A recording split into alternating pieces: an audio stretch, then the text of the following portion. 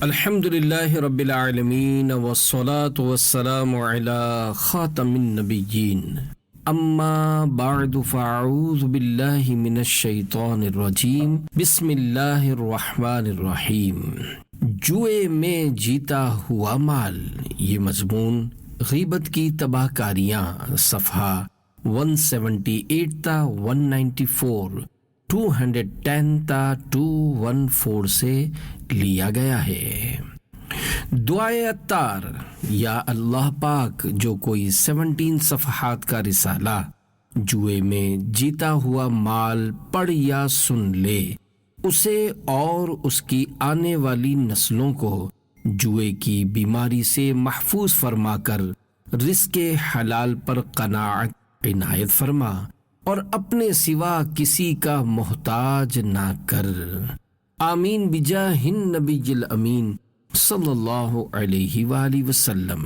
درود شریف کی فضیلت حضرت علامہ مجد الدین فیروز آبادی رحمۃ اللہ علیہ سے منقول ہے، جب کسی مجلس میں یعنی لوگوں میں بیٹھو اور کہو بسم اللہ الرحمن الرحیم وصلی اللہ علی محمد، تو اللہ پاک تم پر ایک فرشتہ مقرر فرما دے گا جو تم کو غیبت سے باز رکھے گا، اور جب مجلس سے اٹھو تو کہو بسم اللہ الرحمن الرحیم وصلی اللہ علی محمد، تو فرشتہ لوگوں کو تمہاری غیبت کرنے سے باز رکھے گا۔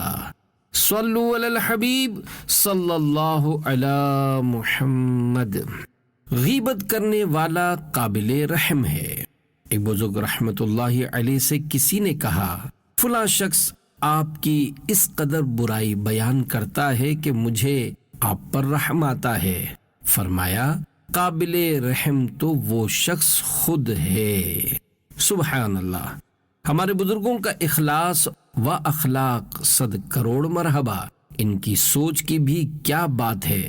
اپنی بے تحاشا برائیاں کرنے والے پر بھی غصہ نہیں آ رہا، بلکہ دل مطمئن ہے کہ میرا اپنا کیا جاتا ہے۔ غیبت کرنے والا ہی نقصان اٹھاتا ہے، اور وہ نادان ان معنوں میں قابل رحم ہی ہے کہ اپنی نیکیاں برباد کر رہا اور گناہگار ہو کر عذاب نار کا حقدار قرار پا رہا ہے۔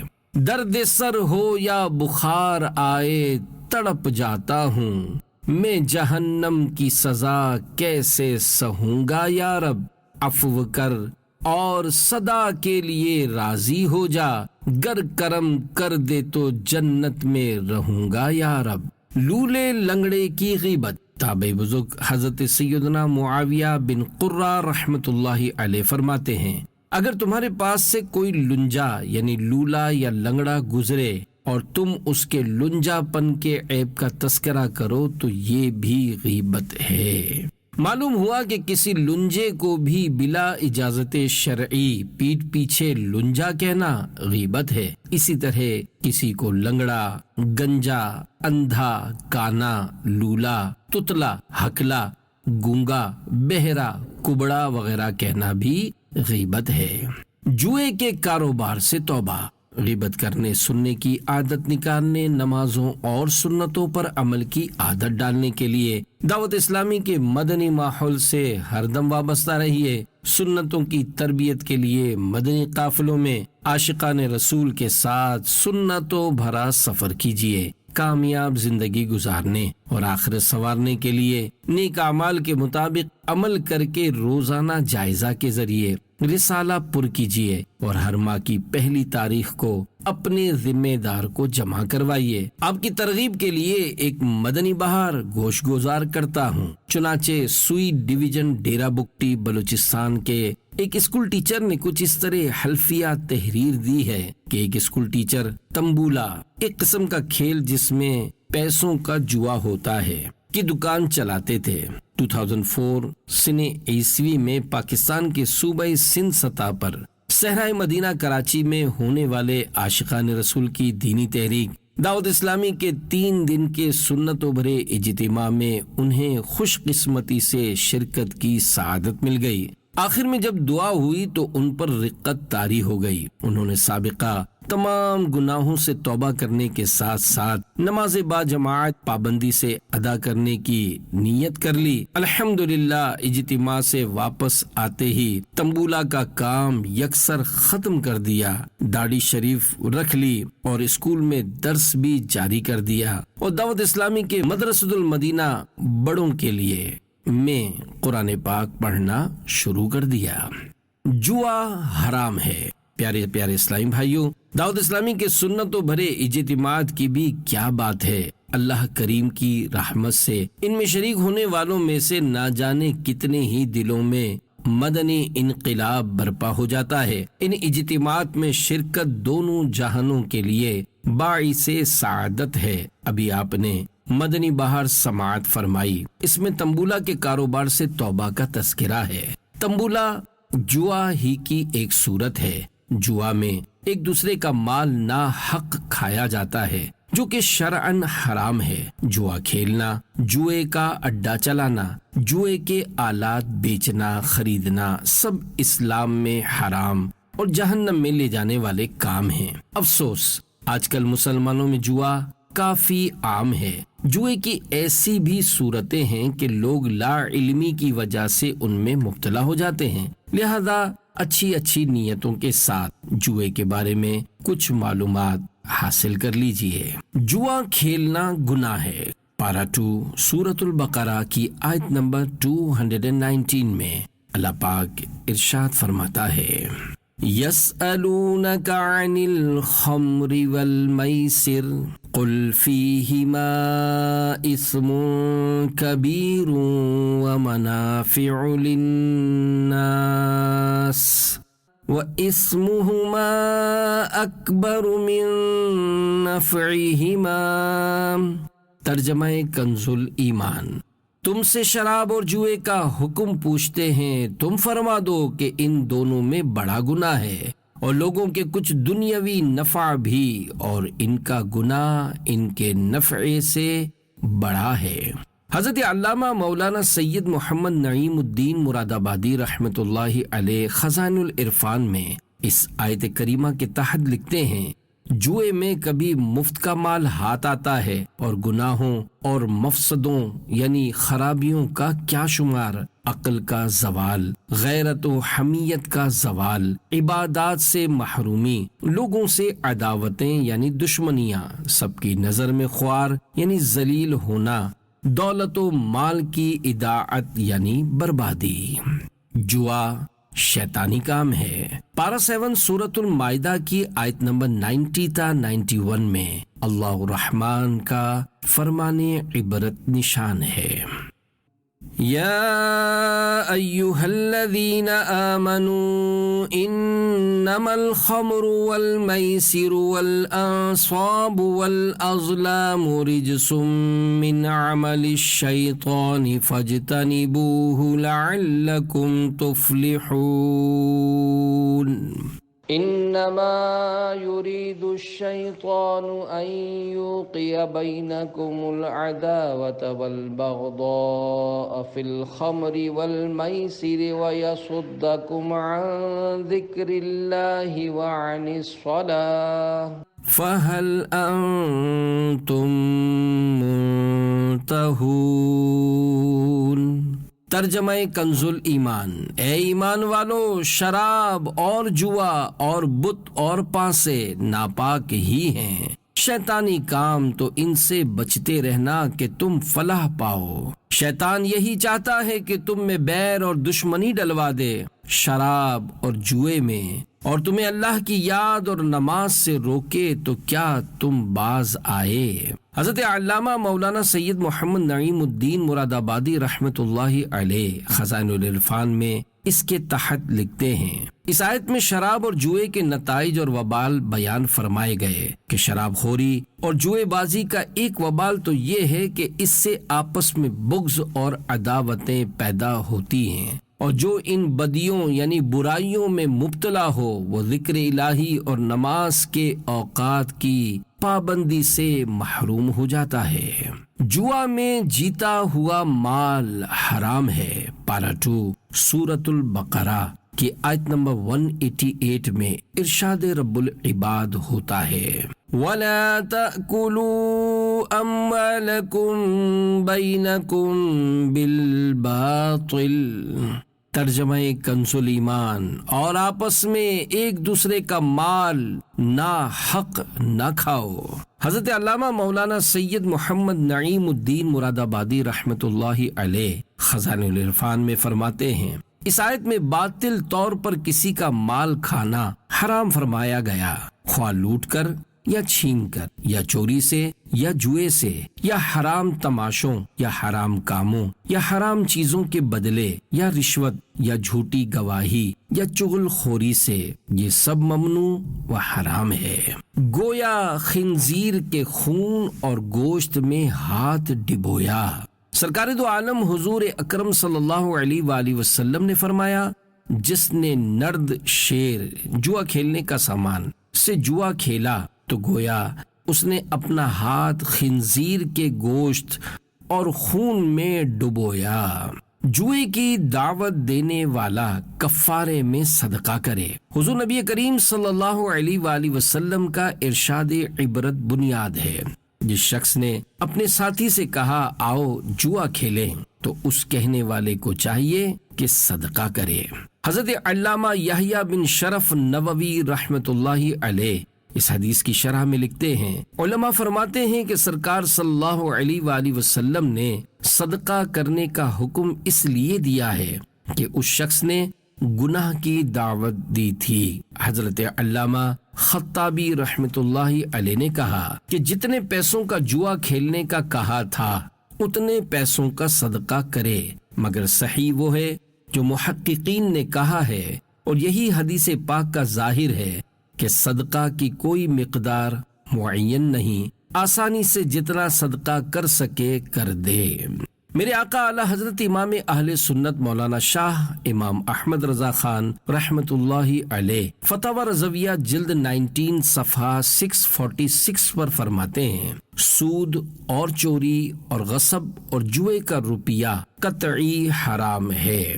جوا کی تعریف۔ جوا کو عربی میں قمار کہتے ہیں۔ اس کی تعریف ملاحظہ فرمائیے۔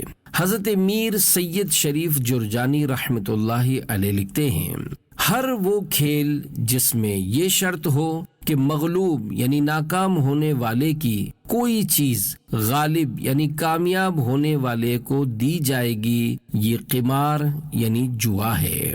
جوئے کی 6 صورتیں۔ اے عاشقان رسول، آج کل دنیا میں جوئے کے نت نئے طریقے رائج ہیں۔ ان میں سے 6 یہ ہیں۔ Number 1، lottery. اس طریقہ کار میں لاکھوں کروڑوں روپے کے انعامات کا لالچ دے کر لاکھوں ٹکٹ معمولی رقم کے بدلے فروخت کیے جاتے ہیں، پھر قرآن دازی کے ذریعے کامیاب ہونے والوں میں چند لاکھ یا چند کروڑ روپے تقسیم کر دیے جاتے ہیں، جبکہ بقیہ افراد کی رقم ڈوب جاتی ہے۔ یہ بھی جوا ہی کی ایک صورت ہے جو کہ حرام اور جہنم میں لے جانے والا کام ہے۔ نمبر 2، پرائز بانڈ کی پرچی۔ حکومت پاکستان مختلف قیمتوں کے انعامی بانڈز بینک کے ذریعے جاری کرتی ہے اور شیڈول کے مطابق ہر مہینے قرآن اندازی لاٹری کے ذریعے لاکھوں روپے کے انعامات خریداروں میں تقسیم کرتی ہے۔ جس کا انعام نہیں نکلتا اس کی بھی رقم محفوظ رہتی ہے، وہ اسے جب چاہے کیش کروا سکتا ہے۔ یہ جائز ہے اور جوئے میں داخل نہیں۔ البتہ چند قسم کے پرائز بانڈز ایسے ہیں جنہیں پریمیم پرائز بانڈ کہا جاتا ہے۔ ان پر یقینی طور پر نفع ملتا ہے، یہ سود ہے، اور ان کی خرید و فروخت اور نفع شرعاً جائز نہیں۔ بعض اوقات یہ بھی ہوتا ہے کہ جن پرائز بانڈز کا لین دین اور ان پر انعام کی صورت جائز ہوتی ہے ان کے متعلق پالیسی تبدیل ہو جاتی ہے یا ان میں بھی کوئی غیر شرعی معاملہ شامل کر دیا جاتا ہے، ایسی صورت میں اس وقت کی پالیسی کے مطابق حکم شرعی ہوگا۔ ایسے موقع پر مزید شرعی رہنمائی کے لیے دعوت اسلامی کے دارالافتاء اہل سنت سے رابطہ کیجیے۔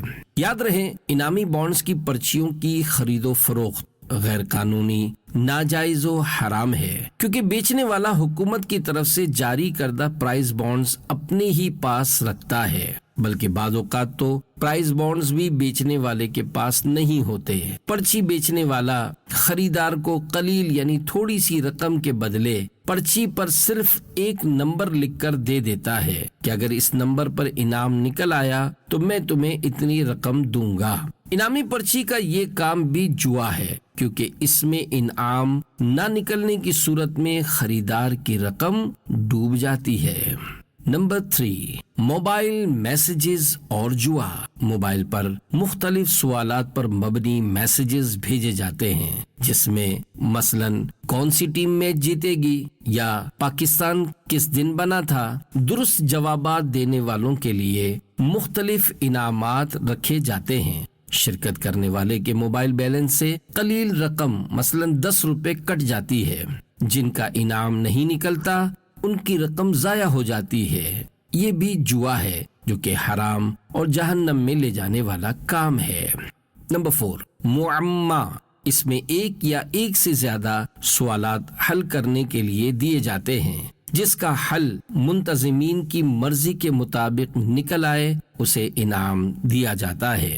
انعامات کی تعداد 3 یا 4 یا اس سے زائد بھی ہوتی ہے، لہذا درست حل زیادہ تعداد میں نکلیں تو قرآن اندازی کے ذریعے فیصلہ ہوتا ہے۔ اس کھیل میں بہت سارے افراد شریک ہوتے ہیں۔ ان کی شرکت 2 طرح سے ہوتی ہے۔ نمبر 1، مفت۔ نمبر 2، معمولی فیس دے کر۔ اگر شرکا سے کسی قسم کی فیس نہ لی جائے تو اور کوئی مانع شرعی نہ ہونے کی صورت میں اس انعام کا لینا جائز ہے۔ جس میں شرکا سے فیس لی جاتی ہے اس میں انعام ملے یا نہ ملے رقم ڈوب جاتی ہے۔ یہ صورت جوا کی ہے جو کہ حرام اور جہنم میں لے جانے والا کام ہے۔ نمبر 5، پیسے جمع کر کے قرآن اندازی کرنا۔ بعض افراد یا دوست آپس میں تھوڑی تھوڑی رقم جمع کر کے قرآن اندازی کرتے ہیں کہ جس کا نام نکلا ساری رقم اس کو ملے گی۔ یہ بھی جوا ہے کیونکہ بقیہ افراد کی رقم ڈوب جاتی ہے۔ اسی طرح بعض اوقات پیسے جمع کر کے کوئی کتاب یا دوسری چیز خریدی جاتی ہے کہ جس کا نام قرآن اندازی میں نکل آیا اسے یہ کتاب دے دی جائے گی۔ یہ بھی جوا ہی ہے۔ یاد رہے کہ بعض کمپنیاں اپنی مصنوعات خریدنے والوں کو قرآن اندازی کر کے انعامات دیتی ہیں۔ یہ جائز ہے کیونکہ اس میں کسی کی بھی رقم نہیں ڈوبتی۔ نمبر 6، مختلف کھیلوں میں شرط لگانا۔ ہمارے یہاں مختلف کھیل مثلاً گھڑ دوڑ، کرکٹ، کیرم، بلیئرڈ، تاش، شطرنج وغیرہ 2 طرفہ شرط لگا کر کھیلے جاتے ہیں کہ ہارنے والا جیتنے والے کو اتنی رقم یا فلاں چیز دے گا۔ یہ بھی جوا ہے اور ناجائز و حرام۔ کیرم اور بلیئرڈ کلب وغیرہ میں کھیلتے وقت عموماً یہ شرط رکھی جاتی ہے کہ کلب کے مالک کی فیس ہارنے والا ادا کرے گا۔ یہ بھی جوا ہے۔ بعض نادان گھروں میں مختلف کھیلوں مثلاً تاش یا لوڈو پر 2 طرفہ شرط لگا کر کھیلتے ہیں اور کم علمی کے باعث اس میں کوئی حرج نہیں سمجھتے۔ وہ بھی سمجھ جائیں کہ یہ بھی جوا ہے اور جوا حرام اور جہنم میں لے جانے والا کام ہے۔ جوئے سے توبہ کا طریقہ۔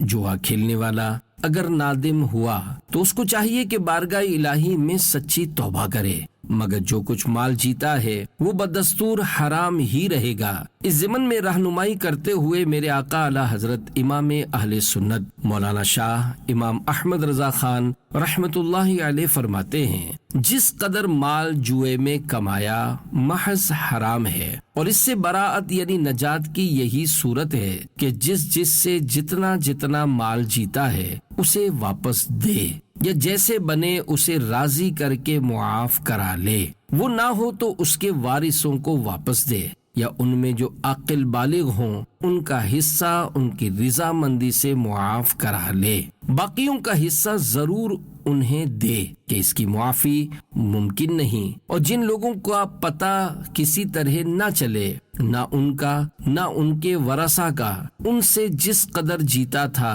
ان کی نیت سے خیرات کر دے، اگرچہ خود اپنے ہی محتاج بہن بھائیوں، بھتیجوں، بھانجوں کو دے دے۔ آگے چل کر مزید فرماتے ہیں، غرض جہاں جہاں جس قدر یاد ہو سکے کہ اتنا مال فلاں سے ہار جیت میں زیادہ پڑا تھا، اتنا تو انہیں یا ان کے وارثوں کو دے، یہ نہ ہو تو ان کی نیت سے تصدق یعنی صدقہ کرے۔ اور زیادہ پڑھنے کے یہ معنی کہ مثلا ایک شخص سے 10 بار جوا کھیلا، کبھی یہ جیتا کبھی یہ، اس یعنی سامنے والے جواری کے جیتنے کی رقم کے مقدار مثلا 100 روپے کو پہنچی اور یہ خود سب دفعہ کے ملا کر 125 جیتا تو 100 برابر ہو گئے، 25 اس یعنی سامنے والے جواری کے دینے رہے، اتنے ہی اسے واپس دے۔ وَعَلَى هَذَا الْقِيَاسِ یعنی اور اسی پر قیاس کر لیجئے۔ اور جہاں یاد نہ آئے کہ جوا کھیلنے والے کون کون لوگ تھے اور کتنا مال جوئے میں جیت لیا، وہاں زیادہ سے زیادہ مقدار کا تخمینہ یعنی اندازہ لگائے کہ اس تمام مدت میں کس قدر مال جوئے سے کمایا ہوگا، اتنا مالکوں یعنی ان نامعلوم جواریوں کی نیت سے خیرات کر دے، عاقبت یوں ہی پاک ہوگی۔ واللہ اعلم۔ فوت شدہ کی برائی کرنا بھی غیبت ہے۔ حضرت سیدنا ابو ہریرہ رضی اللہ عنہ فرماتے ہیں، ماعز اسلمی رضی اللہ عنہ کو جب رجم کیا گیا تھا، یعنی زنا کی حد میں اتنے پتھر مارے گئے کہ وفات پا چکے تھے، 2 شخص آپس میں باتیں کرنے لگے۔ ایک نے دوسرے سے کہا، اسے تو دیکھو کہ اللہ پاک نے اس کی پردہ پوشی کی تھی مگر اس کے نفس نے نہ چھوڑا، رجما رجم الکلب یعنی کتے کی طرح رجم کیا گیا۔ حضور پرنور صلی اللہ علیہ وآلہ وسلم نے سن کر سکوت فرمایا یعنی خاموش رہے۔ کچھ دیر تک چلتے رہے، راستے میں مرا ہوا گدھا ملا جو پاؤں پھیلائے ہوئے تھا۔ سرکار والا تبار مدینے کے تاجدار صلی اللہ علیہ وآلہ وسلم نے ان دونوں شخصوں سے فرمایا، جاؤ اس مردار گدھے کا گوشت کھاؤ۔ انہوں نے عرض کی، یا نبی اللہ، اسے کون کھائے گا؟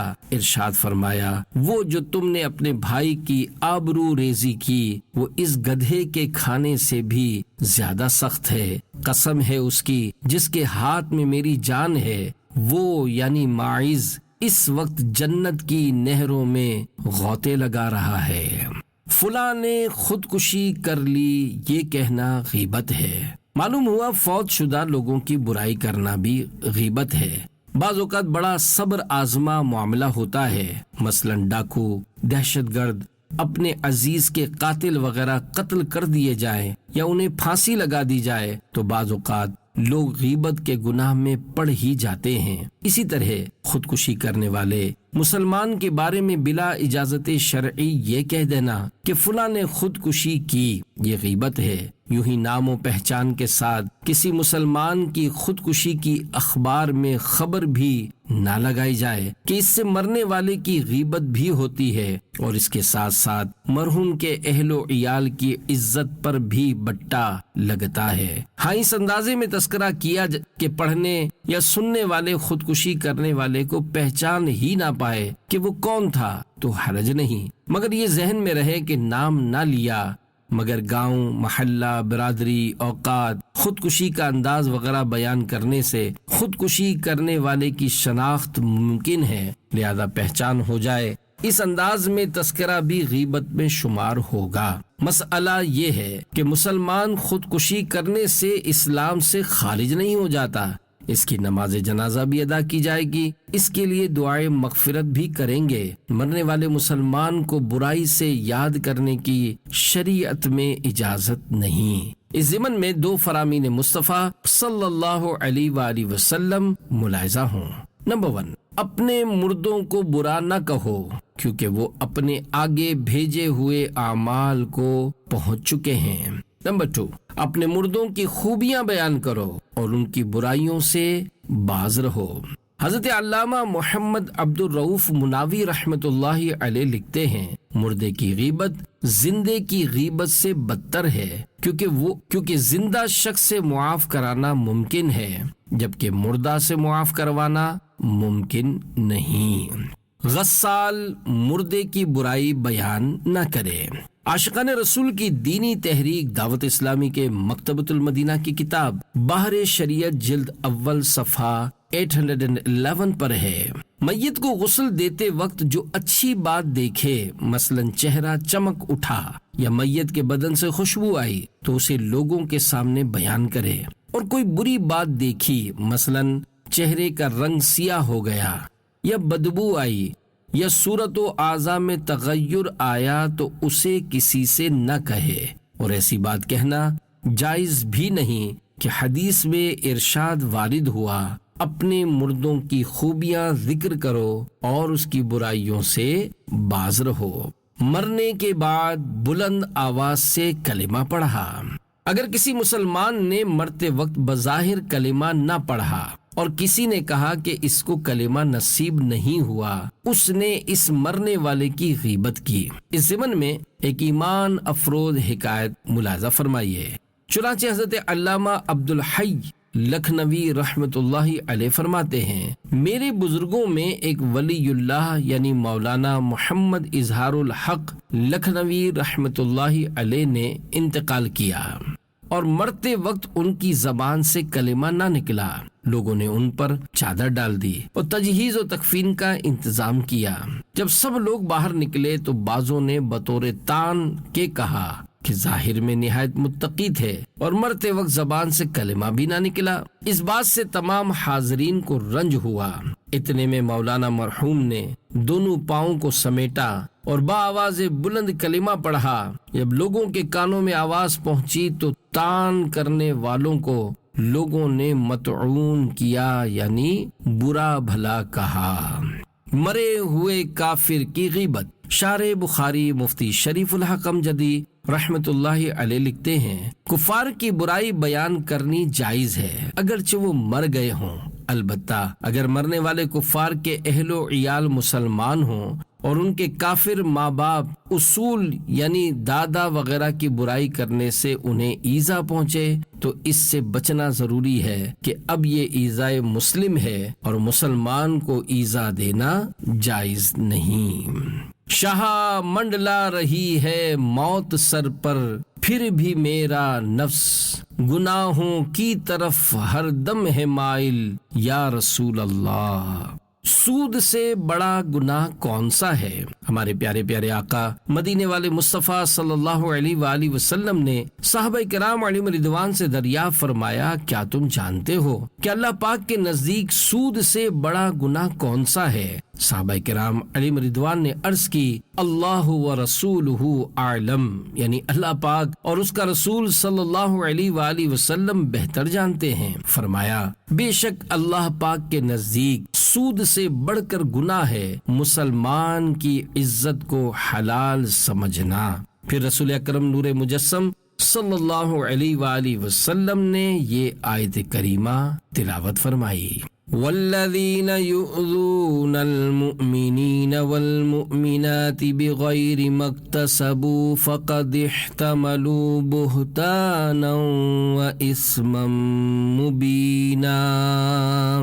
ترجمہ کنز الایمان۔ اور جو ایمان والے مردوں اور عورتوں کو بے کیے ستاتے ہیں انہوں نے بہتان اور کھلا گناہ اپنے سر لیا۔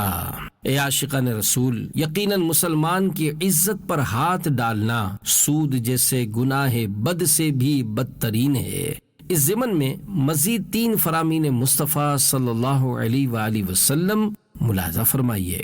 مسلمان کی عزت پر ہاتھ ڈالنا سود سے بڑا گناہ ہے۔ نمبر 1، آدمی کو ملنے والا سود کا 1 درہم اللہ کریم کے نزدیک 36 بار زنا کرنے سے زیادہ برا ہے، اور بے شک سود سے بڑھ کر گناہ کسی مسلمان کی بے عزتی کرنا ہے۔ نمبر 2، سود 72 گناہوں کا مجموعہ ہے، اور ان میں سے ادنا ترین اپنی ماں سے زنا کرنے کی طرح ہے، اور بے شک سود سے بڑھ کر گناہ کسی مسلمان کی بے عزتی کرنا ہے۔ نمبر 3، بدترین سود مسلمان کی آبرو میں ناحق دست درازی ہے۔ حدیث پاک نمبر 3 کے تحت مفسر شہیر حکیم الامت حضرت مفتی احمد یار خان رحمت اللہ علیہ فرماتے ہیں، یعنی سود خواری بدترین گناہ ہے، جیسے ماں کے ساتھ کعبہ معظمہ میں زنا کرنا۔ سود خوار کو اللہ رسول سے جنگ کرنے کا الٹیمیٹم دیا گیا ہے۔ یہ تو مالی سود کا حال ہے۔ مسلمان کی آبرو چونکہ مال سے زیادہ عزیز اور قیمتی ہے، اسی لیے مسلمان کی آبرو ریزی یعنی غیبت وغیرہ کر کے اسے ذلیل کرنا بدترین سود قرار دیا گیا۔ بالیقین ایسے مسلمان ہیں بڑے ہی ناداں، اہل اسلام کی غیبت جو کیا کرتے ہیں، جو ہیں سلطان مدینہ کے حقیقی عاشق، غیبت و چغلی و تہمت سے بچا کرتے ہیں۔ صلو علی الحبیب صلی اللہ علی محمد، توبوا الی اللہ استغفر اللہ، صلو علی الحبیب صلی اللہ علی محمد۔ مسلمان کی عزت کی حفاظت کا ثواب۔ اے عاشقان رسول، آپ کے سامنے جب بھی کوئی آدمی کسی اسلامی بھائی کی خطا یا اس کے عیب کا تذکرہ اس کی موجودگی میں یا پس پشت یعنی پیٹھ پیچھے شروع کرے تو سننے میں اگر کوئی مصلحت شرعی نہ ہو تو فوراً احترام مسلم کا لحاظ کرتے ہوئے ثواب آخرت کمانے کی نیت سے اپنے اسلامی بھائی کی عزت کی حفاظت کیجیے۔ سرکار دو جہاں شہنشاہ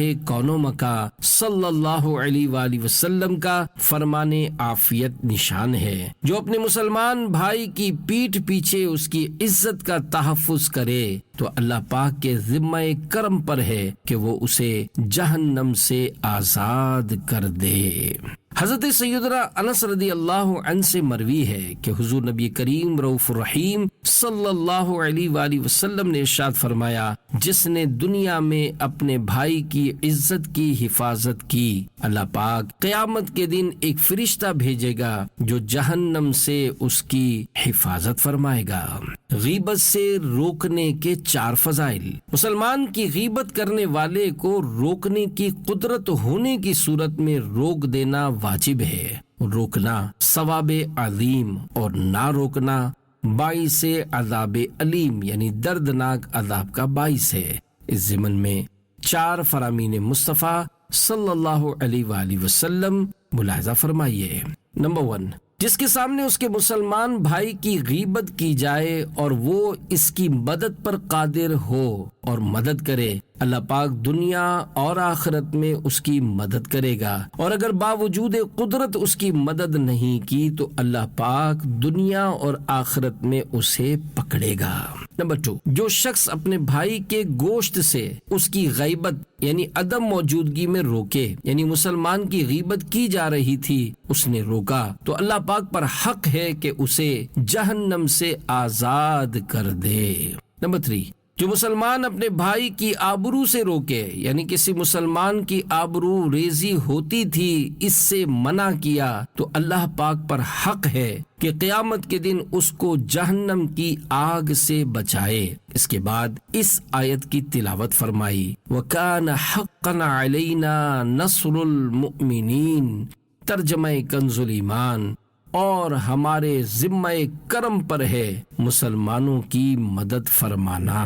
نمبر 4، جہاں مرد مسلم کی حد کے حرمت یعنی بے عزتی کی جاتی ہو اور اس کی آبرو ریزی کی جاتی ہو، ایسی جگہ جس نے اس کی مدد نہ کی یعنی خاموش سنتا رہا اور ان کو منع نہ کیا، تو اللہ پاک اس کی مدد نہیں کرے گا جہاں اسے پسند ہو کہ مدد کی جائے۔ اور جو شخص مرد مسلم کی مدد کرے گا ایسے موقع پر جہاں اس کی حد کے حرمت یعنی بے عزتی اور آبرو ریزی کی جا رہی ہو، اللہ پاک اس کی مدد فرمائے گا ایسے موقع پر جہاں اسے محبوب یعنی پسند ہے کہ مدد کی جائے۔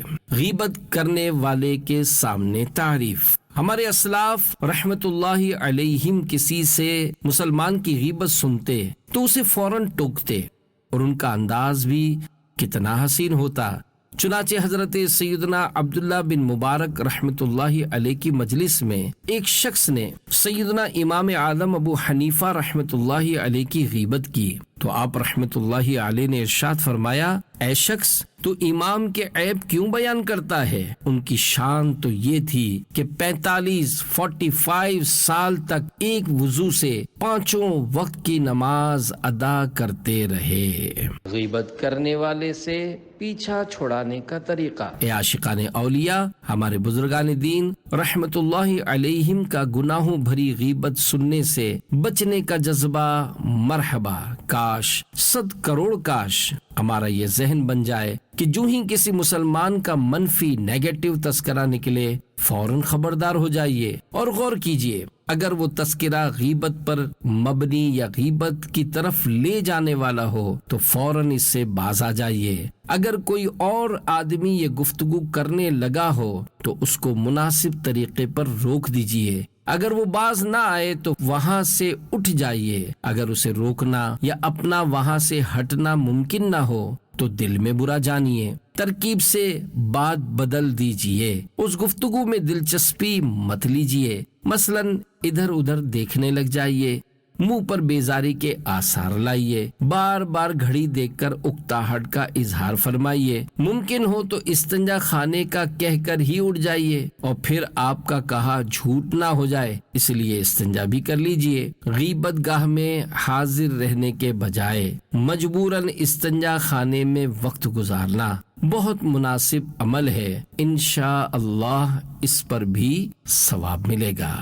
اخلاق ہوں اچھے میرا کردار ہو ستھرا، محبوب کے صدقے میں مجھے نیک بنا دے۔ لقمہ حرام کی نحوست مکاشفت القلوب میں ہے۔ آدمی کے پیٹ میں جب لقمہ حرام پڑا تو زمین و آسمان کا ہر فرشتہ اس پر لعنت کرے گا جب تک اس کے پیٹ میں رہے گا، اور اگر اسی حالت میں یعنی پیٹ میں حرام لقمے کی موجودگی میں موت آ گئی تو داخل جہنم ہوگا۔